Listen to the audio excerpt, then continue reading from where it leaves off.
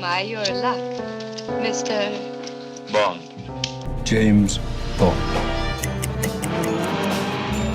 Where in the world are you, James? James, I need you. Glad to see you're still with us. I never left. 3, 2, 1.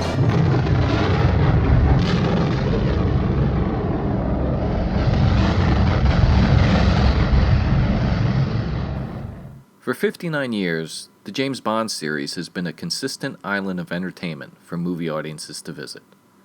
Since 1962, the films would come out with regularity. They would ignite the 1960s spy craze and change the face of cinema entertainment forever. Today, it's kind of hard to believe thinking about how the first 4 Bond films came out in the span of only 4 years.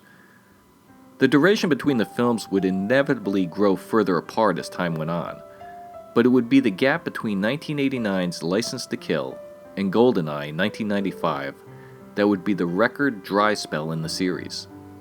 It would put 007 on ice and make fans seriously question if James Bond would ever return. Will there be more? If this one is successful, and we hope it will, we made this because The Living Daylights was a great success worldwide. That's why we made this, and if this one is, but that's down to you, it's down to the audience, it's down to everybody. The 17th Bond film, and after an absence of 6 years, and with the presence of a new 007, Pierce Brosnan, the most anticipated Bond ever. You can certainly tell from the size of this crowd outside the Odeon Leicester Square. He did, of course, and the series got its rhythm back. At least for a while. In 2006, when Daniel Craig took on the role, his tenure would be filled with many hiccups with the releases of his films.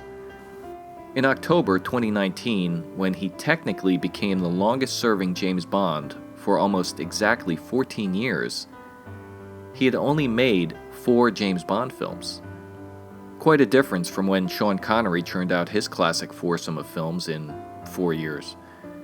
Craig's time as Bond has also held another honor, which is having the second longest gap between films in the Bond series. After the 2015 release of Spectre, the series has gone dormant. Bond's absence from movie screens was due to very different circumstances from the 89-95 hiatus, this time involving a commitment-phobic star, a change of directors, and a worldwide pandemic. So now, as the Bond series is about to fill this wide chasm between films, Bond fans are getting ready to celebrate that Bond is back. To mark this occasion, some fellow Bond fans and YouTubers decide to pool together for a special project, each looking back on a favorite Bond moment from the past films. This is Quarrel. He's been helping me. No hard feelings, I hope. Only a sore hand. Glad to know you, Mr. Bond. Sacrificial lambs have been part of the Bond blueprint since the very beginning of the series. Innocents, allies of Bond, those who assist him in his missions, are used to send an ominous message to Bond and audiences of the evil ruthlessness he's up against, and the life and death stakes that hang in the balance. A Bond villain has to demonstrate he's bad. And what better way of doing that than knocking off a victim without any hesitation or remorse? It's a tried and trusted storytelling tool. When done well, the sacrificial lamb character will gut the audience at seeing their demise. You know, the sound of an audience collectively sighing and saying, "Oh no." That's what we're going for. What happened to VJ? He was alive when I found him. Did he say anything? All he said was it was Kamal's men. It will also move Bond's mission into a more personal territory for him, and us. It's all right, so long as you leave a small bare patch at the base of the spine to allow the skin to breathe. Someone obviously didn't. And I know who.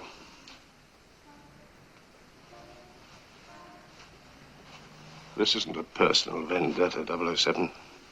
It's an assignment like any other. And if you can't treat it as such, coldly and objectively, the 008 can replace him. After seeing a character we liked get eliminated in such a cruel way, then we really start rooting for Bond to stop this baddie and give him some payback. Compliments of Sharky. You left this with Ferrara, I believe.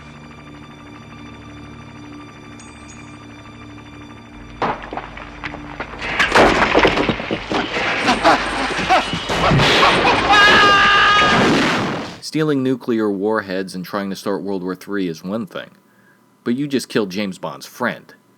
Now, that's going too far. Killing Tibbet was a mistake. I'm about to make the same mistake twice. Yep, being an ally to James Bond comes with a certain amount of risk. The Sacrificial Lamb character is run through most of the James Bond films.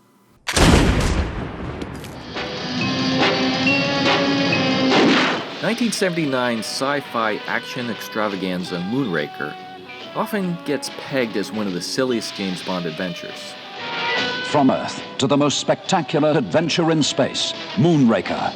It's out of this world.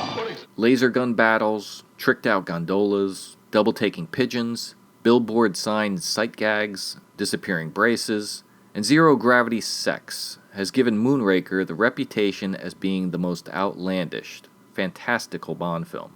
I don't think so. I think they put a lot of energy into this picture. It's the most expensive one they ever made. It's certainly like a toy store of gimmicks and things. It's not a thriller like the old ones. There's something else like gimmicks in the picture that bothers me too. There are a lot of commercial plugs for products. Products are held up to the screen and the film company gets paid for this. In that scene with the man and the woman there, we saw the spray of cologne, Christian Dior cologne, the Bollinger champagne. Later in that scene, he pulls open a drawer, there's a package of Marlboro cigarettes. He crashes through a 7-Up sign, a British Airways sign. There's an ad in that boat sequence at the top of the show for Carlson Boats. I mean, what is this, a magazine or a movie? Critics might have poo-pooed it, but Moonraker was a smashing box office success. All those kids went to see it and loved it. With all its childish ridiculousness that Roger Moore runs through in this giant comic book James Bond adventure, there's one particular scene that stands out amongst the rockets and laser guns. Maybe you already can see where I'm going with this. You called for me, Mr. Drax? You were with Bond last night in my study. No, You showed him the safe. I didn't. I'm terminating your employment. You will leave immediately. It's the elimination of the film's Sacrificial Lamb, Corinne Dufour, played by Corinne Cleary. Corinne is given one of the most haunting deaths in the series. You must go. Well, you go first. I'll turn off the lights.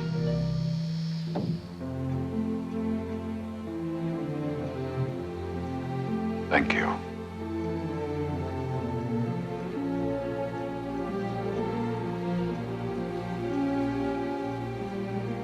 Take care of yourself.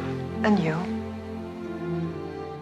After having learned she betrayed him, Hugo Drax gives her her walking papers, so to speak.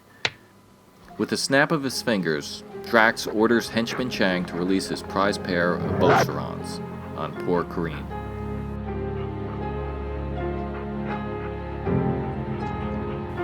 After a change of footwear, she couldn't be expected to make this run for her life in uncomfortable shoes.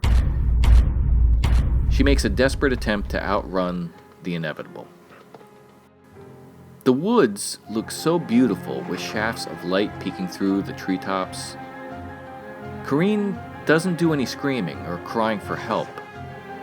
That just makes this scene more terrifying to me. There's no scary barking or growling coming from the dogs. They just stay silent and continue to get closer and closer to their prey. All you hear is Corinne panting, running through the woods, and John Barry's score. Yep, John Barry, and his unsettling, menacing score he uses for the scene. We know it's coming, and there's a somberness in the music that reinforces the sad inevitability of what will happen. Titled Corinne Put Down, it complements the scene so well.